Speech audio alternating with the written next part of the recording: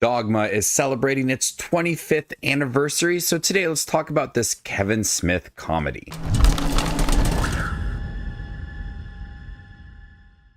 An abortion clinic worker with special heritage is called upon to save the existence of humanity from being negated by two renegade angels. It's been quite some time since I have seen Dogma, and it's a perfect time to revisit this film for its 25th anniversary. I didn't check it out when it was released 25 years ago, but I am a fan of Kevin Smith films. They have some really great comedies, some odd films like Tusk, but this is a very interesting movie. It has such a great cast with Matt Damon, Ben Affleck, Alan Rickman, Kevin Smith, Jason Mewes, Chris Rock, Linda Fiorentino, and so many more people. Just getting this right off the bat, I am not a religious person, never have been, I don't think I will be, but what I found to be interesting with Kevin Smith's approach to this movie is that it's never poking fun at people that are religious. What it makes fun of is religion itself and how flawed it is, and brings up a lot of philosophical questions about religion and church and God and apostles and so many things of that nature. It's got a very interesting story with Ben Affleck and Matt Damon, two angels that are trying to get back into heaven. They find a loophole in a church in New Jersey, and Bethany, played by Linda Fiorentino, is approached by Alan Rickman's character, the voice of God, who has one of the best lines in the movie. What are you? I'm pissed off is what I am. And he sends her on this mission to stop both Matt Damon and Ben Affleck, and she's joined by the 13th Apostle, played by Chris Rock, two prophets, Jay and Silent Bob. And that is where the film has that more deeper approach to it, but also has just this nice amount of comedy to give it that balance. A lot of the dialogue between characters, Ben Affleck, Matt Damon, has this room to breathe. It's very snappy.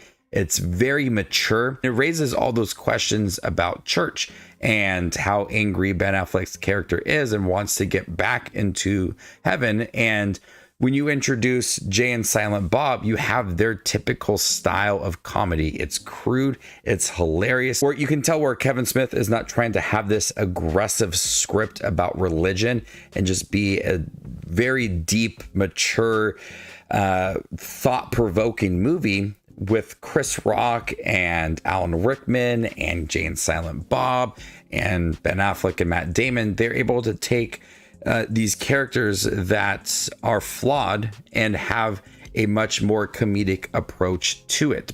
It manages to have that nice balance of comedy and more deeper ideas surrounding religion. Ben Affleck and Matt Damon, Bartleby and Loki, their chemistry, their interactions with each other really start to ignite this movie in the beginning. But it's Linda Fiorentino's character who's unsure of herself in this journey, and watching her gain that confidence throughout the film, how she has to push back against Jay and Silent Bob constantly throughout this film.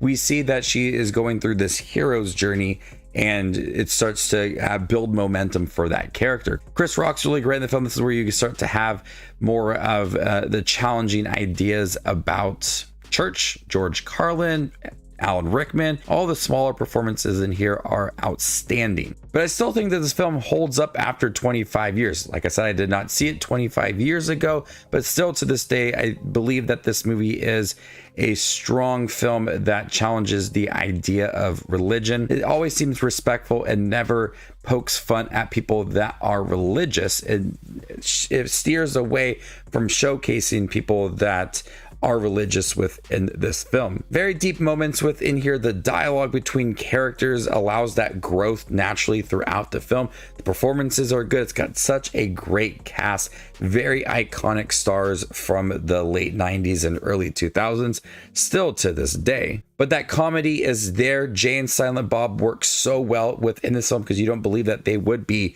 the prophets within this film, and they just add that comedy that I love. Jay and Silent Bob in the Clerks movies, Jay and Silent Bob Strike Back, whatever movie they are in, they work and they are fabulous within this film.